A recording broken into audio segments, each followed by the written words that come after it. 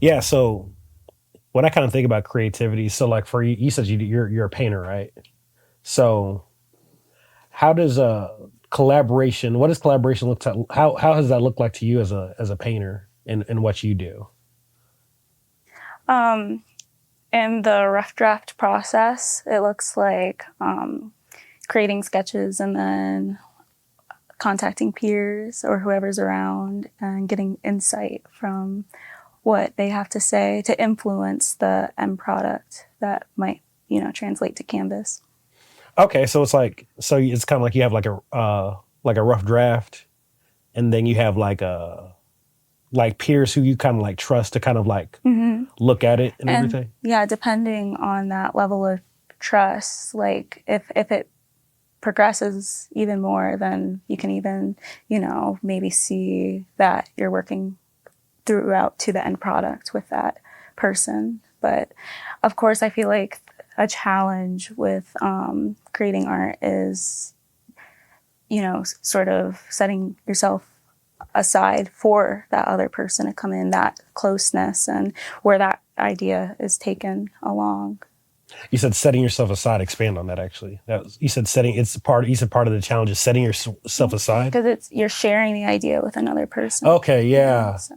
yeah. No, that's interesting. Interesting that you say that. It's funny because like, and I can like the realm of poetry is just interesting in that like, it's an art form it just got accepted like as a Grammy nominated genre. So like, I feel like people don't it's still being understood as an art form and all that and like what it kind of entails and all that. But like when in the world of poetry, like collaboration's interesting because like um you have poets who like maybe like for like poetry slams who maybe like write poems together and all that. Mhm. But for the most part, like poetry is just kind of like the poet just writing and all that. And like you'll have people who like they don't really have people who like look over their work and give them feedback and they're just like they kind of just write their piece and they're just like okay well that's good but you'll have the sector of people like for me I just got into like having people like look over my work and like I've been doing it for 10 years and like I've gotten to a place where I finally like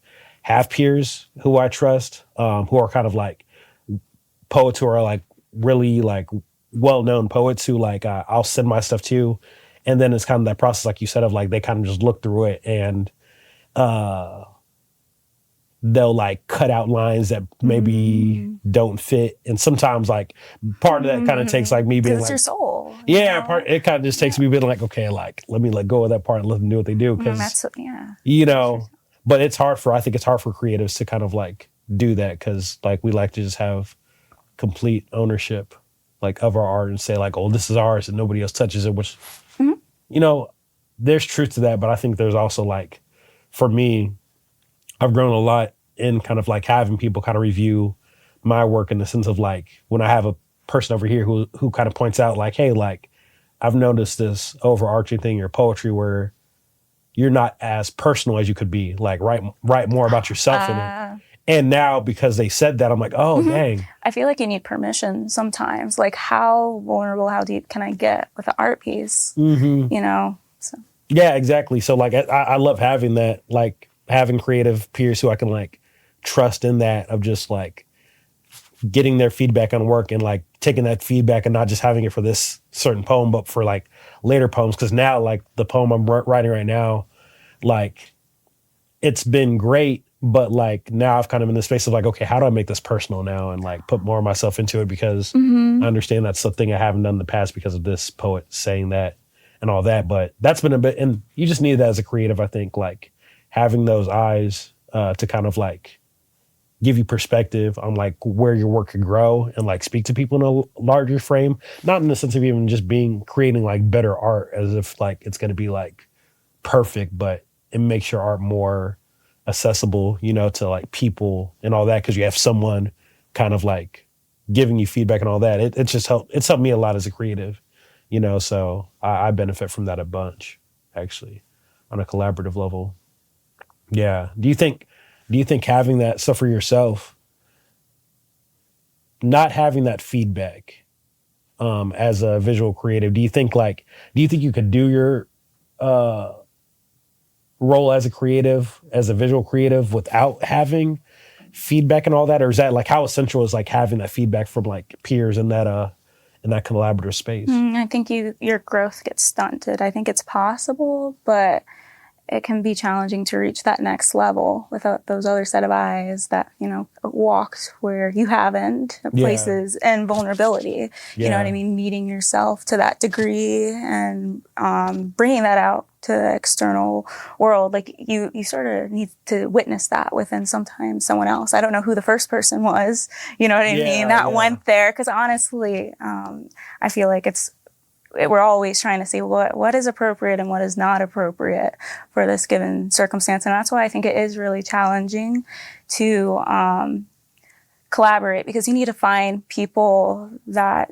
not only that you work well with, but are very accepting to who you are as a person. You can be Yeah. on completely different wavelengths. So Yeah. yeah, Yeah. That's definitely it's some. not collaboration. It just doesn't always work. And it's Yeah. rare and it's hard to find, Hmm. So No, that's definitely something I want yeah. to unpack later, because that's something I think is like important with collaboration. Like it's not a sense of like finding people to collaborate, but like knowing that, like realizing who you're attracting, like collaboratively, and like that's been a big part of my journey, really, and all that. So you said something earlier, actually, that I was wanting to expand on. I'm trying to think about what you just said. You said something. You said something about like stunning your growth. That's what it Oh is. yeah. Yeah. So have you ever like personally experienced like a threshold where like you felt yourself being like stunted growth wise because like you were just kind of keeping it to self? And what did that look like, I guess? In curiosity. That looks like, of course, we're talking about safety, like not feeling comfortable to Mm, express your self. And that can, I think art is just like sort of a secondary depiction of where you're at as like a person. You know what I mean? I don't know. yeah. Huh. Like sort of, if you're at a place where you're stuck, then your art's not gonna, yeah. Yeah. So it's if you're stuck somewhere like within kind of like your life narrative, like your art kind of just ends up stuck there too. Yeah. Yeah, no, I Sorry. definitely get that. No, I definitely get that because I like when I first started doing poetry, it was in a very isolated space. Like I was just to Yeah. myself for 2 years and kind of just with my thoughts and with what I thought about things and how I thought about the world and all that. But it got to a place where like I organically kind of like got to a place where I was like, oh, I don't know as much as I think I should know about this thing. So how am I going to figure this out? And like organically, I would just have people in my life who came and like kind of Oh. showed me different perspectives. Like, oh, okay, dang, now I can write about this a little bit more deeper and all that. So that's interesting as you said that actually with the growth, stunted growth. And you have to find that rare person that makes you feel safe. You know what I mean? Yeah, You have to find. Of course, I know that you supply that for a lot of people. I honestly like when witnessing like what you do and the spaces you create with younger people. I wish that I had that in high school. So no, I appreciate that. I appreciate that. There's a project I did back in 2020 when everything was shut down. It was funny because like I just got this grant from Quad City Arts to work on this spoken word project, and I had all these people who I wanted to work with, and then everything got shut down. And then we just kind of figured out how to kind of like make it work super quick, where like it was a spoken word project, like it was like recorded by voice and like audio wise. So what I would do is like I would just record my poems just flat out, just from beginning to end on like a little mic in my buddy's studio at the time who I live with. And him being a beat producer, he would like if he was in charge of like doing the productions for that one, he would take those vocals and kind of brainstorm how a sound would fit around it, which is different because like usually with like musicians, it's like they write their lyrics to a sound first, but I had no sound, and he just wrote the scoring and the production around it. Then when he was done with that, we would like put that in a folder. I'd record another one, send it to my buddy who lives in Florida, who's a producer, and he would do the same thing, just kind of put stuff around it, and then would have like suggestions like, oh, I think we should have this person do this thing on it too. And we just kind of went with that process the whole time, like where I would just record vocals. I wouldn't know what the heck they put behind it until it was done. So I would just send it to my friends who were working on this project. And then we just pretty much came up with this project like within, I think, 3 weeks, which was pretty cool. And it was just kind of like me just sending out like these vocal stems, as they call it. And then people would just put their production around it. And we just kind of did that, rinse, repeat, rinse, repeat. And then when it came to like the visual part of like the cover art for the project, I had a friend who lived in Phoenix who listened to it all and then made a cover off of like what she heard. So that was a cool little project, actually, which we had a lot of collaborative effort kind of put into that. But it was really interesting. That was probably like one of the funnest like collaborative projects I worked on for sure.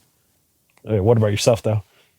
For me, it would probably be with Shakira, my friend Shakira, who goes to the same school as me, and we both like did Quad City Chalk Fest separately, and so we witnessed each other's work, the progress of it for like 2 days, and then the year after, we decided that we wanted to collaborate and work on a project for the Chalk Fest. So I would definitely say like the progress of, from rough draft and meeting up and sharing ideas, as well as, hearing out one another and finding out, that we actually do work pretty well with each other, is a very like exciting experience. So It's funny because I was originally gonna bring up like the chalk, because I remember the first time I saw your art was like when you did that collaborative piece for the Chalk Fest and all that. So it's cool that you brought that up actually. Yeah. Yeah. I think like, yeah, that collaboration is important for sure. Like it's the couple of, I remember the most collaborative piece I guess I've seen like art wise was I don't know if you're familiar with like Dreamville or anything they put on musically like that. It's a music label with like a J. Cole and all them. But like a couple years ago he did like this series of like what they call like mixtapes, where he just literally had people he was a fan of like literally just like have a studio session, and they kind of just like created they just kind of like created a project within like a week span of time, I think. But they had like massive amount of producers, musicians and all that. But it was a cool process to kind of see how they created and all that, and just seeing all these different, it wasn't really different genres, but different artists kind of like come together to kind of create this piece of art. Yeah. Do you have any like artists that that you're a fan of or that you resonate with that have done collaborative work such as that? Yeah, so like I really like Animal Collective and Alex G, and like they are supported by Domino label company, and I would say that something about Alex G is he's produced work like since he was like in high school or even middle school, and he's produced a lot of things, and so it's just interesting to see. Going to Black Hawk really helped with building relationships, and one major takeaway that was super helpful was meeting strong relationships to take into the art world and to take into future collaborations, because I mean, working independently on art, it can be beneficial for a number of reasons, such as like following through with one singular vision. But a benefit of introducing another person is by expanding your world, and also getting really close to someone, because I mean, working on art, there's a lot of vulnerability there, and I feel like art is like the ultimate way to to build strong relationships, because you're like focusing on something in the moment, enjoying their thoughts, and just it's a positive energy. So one collaboration that I like really strongly remember is actually through Chalk Art, the Quad City Chalk Art Fest, and that's like a yearly occasion, and typically in like I don't know if anyone like it's in the scorching heat, so it's blood work to do that. So one year I did it independently, and I met another student from Black Hawk that was also working on their work, so we got to witness each other back and forth, and her name is Shakira, and And it was really interesting to find out that she was interested in doing the Chalk Fest again another year. And so we decided to team up and come up with an idea, confide in the resources at Blackhawk, talk to professors who also sort of helped us navigate the team working process. Because I actually had to talk to a professor. I was like, can you please help us with organizing? Because there's a lot of organization when it comes to collaboration. And so it was a major learning experience to figure out, okay, so who does what on this art piece and when to let each other shine in their strengths. So that was the 2022 Chalk Fest. That might not be something along the lines of that. Yeah. I think this one I saw you at, actually. That's the one I remember the most, the 2022 one. I remember because 22, 23. Was that the 2022? Is that the 2020? Okay, today, 24, 23, 23? Yeah, I think it was 2022 because I just got back from 2022. Arcata, California, and just got back there that day and like went to Chalk Fest, and I was like, oh, that's yeah. Okay. Yeah, yep. So there's this artist, actually. It's funny, like, we have this segment because there's this artist I watched this little interview snippet of, I think last week. His name's Russell. I know of him. I'm not really a fan of his music, but I'm a fan of like him business wise. Like he's just like, the way his brain works is like super awesome. But he said this thing that like stuck with me. And he talked about how like people make the mistake of trying to find a team instead of realizing that you attract the team. And like, that's literally, I think it just made sense of the last 10 years that I've worked as a creative. Like, that's how I've worked. Like, it's always been about like people who like I've been attracted to because of their art, because of just like things that they did. I'm like, I like this person and like I want to collaborate with this person because of that. And that's always worked way more better than like when I try to force myself. When I force myself, I end up working with people I just didn't. I'm just like, You can't force anything. it's like, I'm gonna go like little SpongeBob. You gotta naturally let it develop. Yeah, that's literally the last 10 years that I've worked as a creative. Everything's just been organic. Like I don't work well with like trying to like, just when you force yourself to try to like find people to like work with you. I think like you'll probably find people who are really good at like this, that, and the other, and like probably experts at what they do. But the missing part is like, there's not a sense of like understanding of vision, really. You know, like if I'm finding someone to like do social media management, but they don't understand like that I don't operate with I don't like posting every day. I know that's like a thing of success, but I'm like, if I don't feel like posting, I'm not going to post every day. But if you have someone who's like, well, according to these studies, you don't understand me as a creative then. And then that's where that rift kind of comes, you know? So when he said that, like, that piece of like attracting people, I think that's the best way to kind of go as a creative. Just like you do your creativity, and the people who are attracted to you and who have certain expertise, you let that happen organically. You know, I think that's literally how I've like worked the last 10 years creatively. I don't know. Have you worked in a similar way? Yeah, their values have to align with you, because I mean, we're all advocating for something with our art. You know, we're trying to prioritize a certain message, right? When we output something, so that person also has to prioritize that type of thinking. Yeah. Or there's going to be conflict there, and so that has to. I feel like that's a natural development. It's a friendship, and then you first got to have that foundation of the friendship and similar, worldview. And then, yeah. Do you think, and I'm asking this as out of curiosity, because I've been thinking about this lately too. Do you think like the friendship part there is like an important piece to the foundation? Do you think like that's an important piece there, or can people like let's say that someone like a culinary person who does like is a culinary artist attracts this person who like does a lot of like promotion stuff, and they're like, they end up working together, but there's not like they don't hang out every day.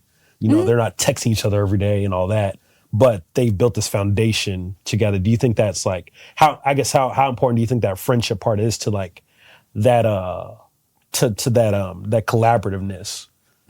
I think definitely from the business standpoint, from having, like you said, different roles and growing past that one individual artist, then maybe the friendship, because you've grown to the point where you have a bigger business, that friendship might not be as strong of a component. Okay. But if you're like working on one That's art interesting. piece, if you're working on one art piece, that's a different type of dynamic at play there, and that friendship is necessary. That's the experience I've had with collaboration. So no, I agree with you there, because I think like when it comes to like the art part, the actual creating part, I think there has to be some sense of like friendship, for like there has to be some sense of like connection there on like a friend level when it comes to like creating art together, you know. But when it comes to like from what I hear you saying is like when it comes to like a different role, like maybe myself and someone who's more business oriented, maybe that friendship's not as there as like the creatives I connect with, but it's still kind of like there in the sense of like having an important part in that foundation. Does that make sense? Am I making sense of like, okay, yeah. Cause I definitely agree in that. I think like it just depends on the role of the creative. Like if it's someone who has like a management who like does all the numbers and stuff, like it's not going to be as much of a friendship as like maybe my friend Artemis, who's a poet from St. Louis, who was like, hey, I want you to hear this new poem real quick. Can I hear your new poem? You hear my new poem? You know, and then that's kind of out of there, you know. So it definitely does vary. It's definitely different. Yeah. Collaboration can look all sorts of different ways, whether or not you're more small and reserved and keep it intimate and close, or if you grow and, you know, maybe have more members on your teams. Yeah, no, I definitely agree with that. Yeah, one thing I've been trying to do better as of lately, and this is kind of like, it's been like warring against my like introverted side, because I'm like very, I think we talk about this okay, like I'm just very deeply introverted. I just know how to play the role of like not an introvert. But as of lately, I've been trying to like be intentional on like reaching out to people who like I work with closely, collaboratively, just on a practical level first, just like asking every day, like, how are you doing? Like, how are you feeling at this moment? Like, what are you doing and all this? And kind of in there, you know, obviously like conversations on like, oh, we have this project coming up. We're going to work on this, and any other, you know, those, I think, again, those things just naturally come up because we're already working on those things. But for me, I've been trying to be more intentional about reaching out to people who I work closely with, you know, because again, like you said, like when you have that with those who I've established that friendship with, it's just like, man, like you should check in on your people. That should just be a thing that you do. But I think all the more creatively, it kind of just it kind of like it's important to me to reach out in that standpoint for me personally, because like it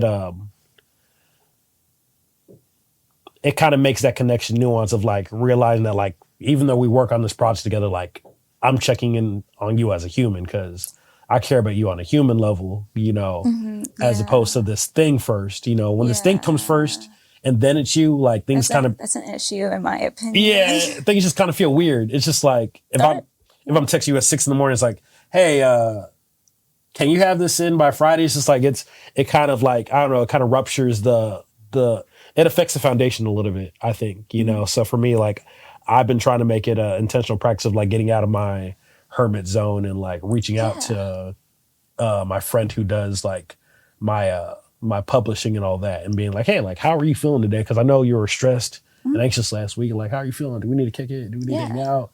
And then we'll talk about those things naturally, or reaching out to the person who does my photos.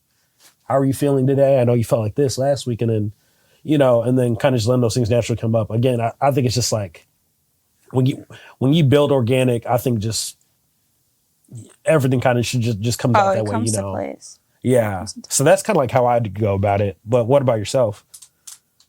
Yeah, definitely. The art is a secondary expression of how good that relationship is. So for me, and again, the person that I collaborate with, which is Shakira, we ended up like, you know, going on adventures and sort of enjoying, finding ways to enjoy life, whether or not it's eating food. And we both, if you like look at both of our art, we're both influenced by like mindfulness and sort of different like the philosophy that comes with mindfulness. So we found a book and we like read through it, and that sort of inspired possible future projects, as well as just Wow. staying in touch with old peers. Like we have our Terrence Gray, who's at Blackhawk and is a really amazing instructor.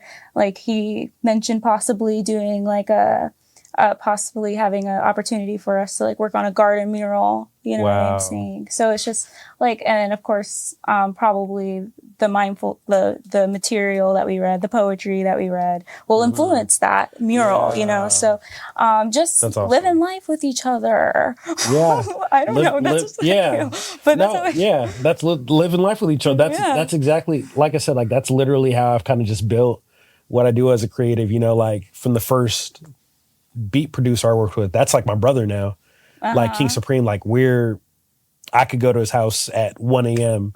just to hang out and he's cool with it. But like that's the first producer I worked with, you know. That's his first friendship that I had. My friend who's a producer and drummer in Chicago, I've known him since we're in junior high together, you know, so we have like this connection and all that. But for me, like I think it's just like we kind of have that common alignment of just like that thing, though you can do without it. You can do without, like, I guess the friendship part and all this. I think there's an aspect, especially creatively, that just makes art flourish a lot more when that is there, when I'm creating somebody who like I genuinely like. Yeah. Like, why are we creating art? Is it to connect? You know? So we gotta have that sort of, I feel like for me, that's an important component for me, you know? So I want authentic relationships while we're briefly here, you know, with the people. So no, I agree with that. I like that. That's the like philosophy I carry into every single day. That's like the prominent one. Yeah. Yeah, because I mean, I feel like it gets into those universal truths and components of all aspects of existence that lives amongst everyone. Yeah, it's just like it's kind of just like the art of just knowing everything's kind of connected when you're just like present and and that's why we need to create safe spaces for collaboration. Safe. And we got to get past those illusions that you know, sort of prevent us from being comfortable with each other and able to freely connect. You know. And see, we need to do an episode next just mindfulness. I feel like in creativity. I feel like mindfulness is where it's at. No, it's literally changed the whole fabric of how I create, honestly. So I definitely agree. It's literally. Wait, how has it changed the fabric of how you create? Because I think about the why more. Like I think at first when I was creating, I was talking about the what, but not the why. Oh, it's just like, the why is the why you can go. It's like, this makes me upset. Or this frustrates me. Oh, like, that's the ego. Racism, social issues. Like, why does it? Why? Why does that irritate you? Yeah, so like now, I think now it's just like, okay, why am I writing about this? What's my personal connection to it? Do I have a personal connection? If I don't, then I don't need to write it. If it's just for like people to just like hear stuff and think I sound whatever, I'm like, I don't need to write this then. But yeah, mindfulness made me think more about the why. Like, okay, like if I'm writing about this social issue of like war on drugs, why are you writing about that? How has that affected you? You know, what is it about that? You know, so it's just, I think mindfulness makes me sit with that more, you know, of just like the why I'm creating this thing, and then makes me more focused on the intentionality. That's why I think that's why I write. Yeah. I write a lot less than I used to, because for me it's now more like quality over quantity. Like I want to give something that's like it makes sense, you know, and it's not just like me saying a whole bunch of stuff, but distractions. Yeah. And that's a reflection of your journey with mindfulness and how you organize your thoughts and how you view your thoughts. Yeah, exactly. You know? No, it's seriously what it is. You got more to a core version of you've developed. Yeah. It's a secondary expression of your personal journey. That's affirming. I appreciate that, because that's I tell myself that, but it's affirming to hear that. It's literally just like, I think just moving from the what to the why.